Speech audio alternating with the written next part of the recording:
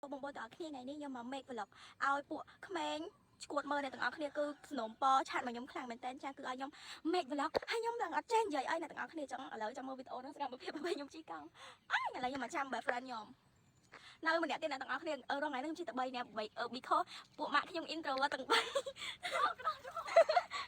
ប៊ីចូលលូមួយអ្នកទាំងអស់គ្នាអួយខ្ញុំកាំងខ្លាំងណាស់អួយបន្ទាប់ពីរងចាំរយៈពេល80នាទីតមកគាត់ក៏បានមកហើយទាំងអស់គ្នាឥឡូវយើងត្រូវតែកន្លត់ម៉ោងទៀត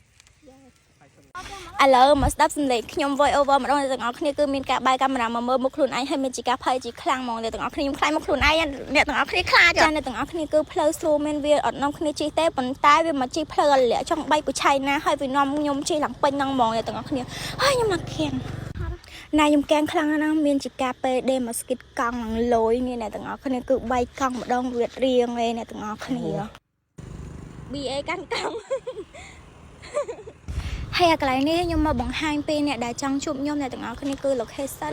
នៅកែងរោងចក្រអ្នកទាំងអស់គ្នាអ្នកនៅវិញ្ញាក្រាច់អីក៏ស្គាល់នៅកែងរោងចក្រផ្លូវចូលមកគីឡូអីហ្នឹងបងប្អូនទាំងអស់គ្នាបើសិនជាបងចង់ជួបខ្ញុំអីអាចមកកន្លែងហ្នឹងបានព្រោះអីខ្ញុំអាសាមកកន្លែងហ្នឹងខ្លាំងមែនតើនិយាយទៅមកសងរាល់ថ្ងៃបងប្អូនទាំងអស់គ្នាមកម៉ោង5កន្លះម៉ោង5ទៅម៉ោង5កន្លះអីហ្នឹងបងប្អូនទាំងអស់គ្នាគឺអត់យូរទេហើយម៉ោង6 7អីខ្ញុំទៅផ្ទះវិញហើយ vlog ដោយសារវល់វក់ដូចកដុំឆែបហ្នឹងគឺចាប់ទៅត្រឹមហ្នឹងអ្នកទាំងអស់គ្នាបើសិនណាគេចង់ឲ្យខ្ញុំ voice over ទៀតចាំ comment មកខ្ញុំសូវចេះ voice over ទេអាវីដេអូចឹងអី